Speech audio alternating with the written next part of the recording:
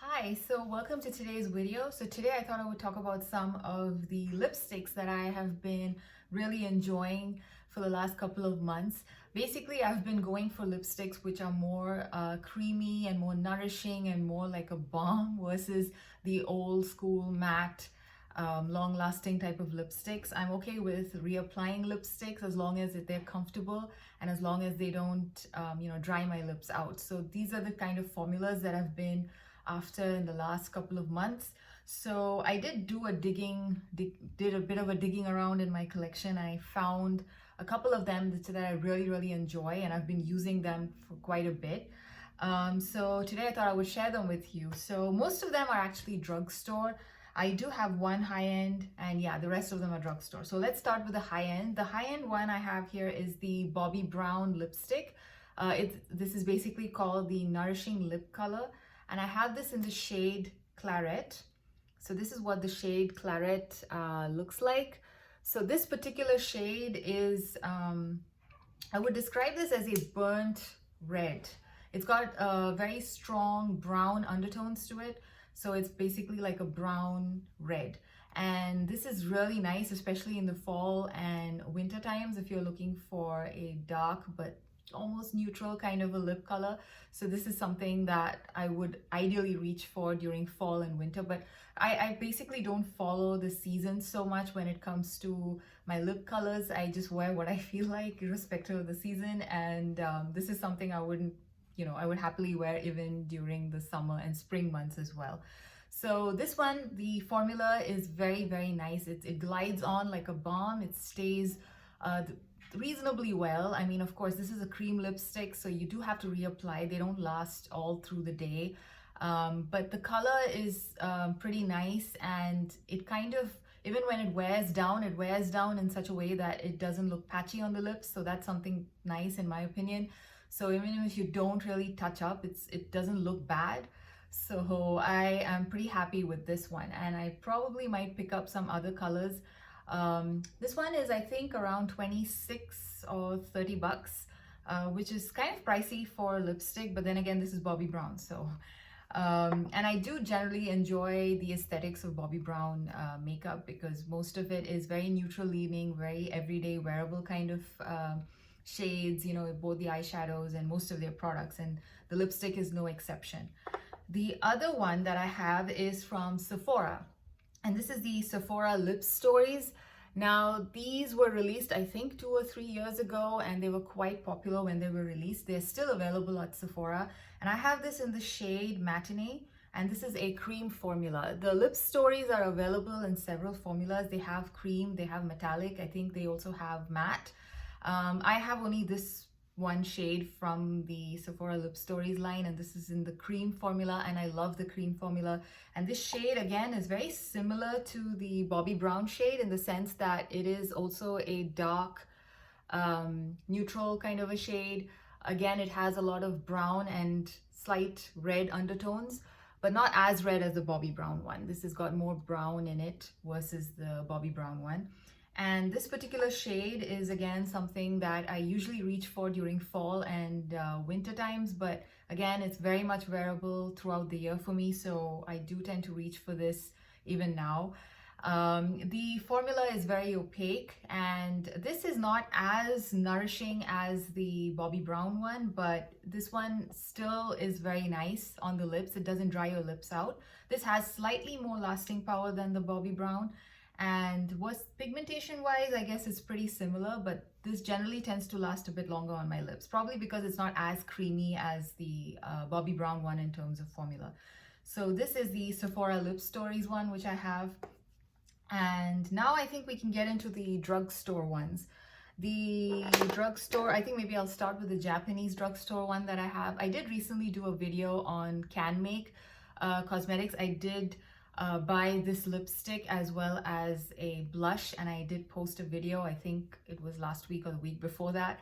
And this is a Japanese drugstore brand, and this is available on Amazon, and they have like a, an authorized seller, so I bought it from them. This was roughly, I think, 10 or 12 bucks. 10 bucks, I guess. Again, it's a little expensive, but $10, around the $10, $11 mark. and it's actually a little smaller in size. Actually, you can't tell. It looks smaller. Okay, right now when I compare it with the Lip Stories, it doesn't really look that small, but the tube is a little bit more slimmer than this one. There is, again, I don't know the amount. There's no weight written on it. So anyway, this is a beautiful milky pink. I have this in the shade 01. I have, they do have, I think, at least 5 or 6 shades. Most of them leaning very corally and, you know, red kind of shades. This is a very nice pink shade, a milky pink shade, which is more warm versus cool. So I'm able to pull it off very nicely on my lips. And this is extremely comfortable to wear. It's again like wearing a lip balm, but at the same time, I find that among all the cream lipsticks that I'm talking about today, this one has the best lasting power. It almost stains your lips. So even after that glossiness dies down a little bit, the color is still there on your lips. So that I think is amazing. And so you don't really have to reapply. I haven't had to reapply this lipstick. And also it could be because of the shade. The shade is pretty much like My Lips but better kind of a shade, so I'm able to kind of probably, you know, just not reapply even if it wears down a bit, because it kind of merges with my lip color a little bit. I don't know if it's that or if it's actually the formula, but I do notice that it looks pretty good at the end of the day. You know, 5-6 hours later, it looks really nice. So I really like this lipstick. This is basically the Canmake Melty Luminous Rouge. I don't think I mentioned the name, which is why I'm mentioning it right now. So this is one of my favorites actually. And again, I would love to purchase more colors. They do have a terracotta color, which I'm actually eyeing. I've been eyeing it for a few days, for a few weeks. It's been, I think, a month since I purchased this, and I've been wearing this quite often. In fact, I've pretty much wiped off there was a heart there, and I think it's gone. So I've been using it that much. It's very easy to throw on. It's almost like a lip balm for me. So it's very nice and very comfortable. The next product is from the US drugstore, and this is the Revlon, I think it's called Glass Shine. Yeah, the Revlon Glass Shine Super Lustrous Lipstick. And I have this in the shade Love Is On, and that's the lip color that I'm wearing today. This is again something that is really comfortable. It's almost like a lip balm. It's very lightweight. I don't feel like I'm wearing anything on my lips, which is amazing. And the color is very intense and nice. A single swipe and you have a very good color payoff. Now again, I don't know if it's because this is a darker shade and whether, you know, you have the same level of single swipe good color payoff with the lighter shades, but considering this is Revlon, I believe it might be the case, because Revlon does really good lipsticks in general. And if I were to talk about pigmentation wise, yeah, this is very similar to the Lip Stories in terms of a single swipe, you get very good color payoff. And actually even this is pretty good that way. Only the Bobbi Brown one is a little bit sheer compared to the rest, but you can always build it up. That's like a proper cream formula. And this one is again, I think $5 or $6. It's not very expensive, so it's a very nice formula, and it's actually very comparable to a lot of higher end lipsticks that I've tried in the past.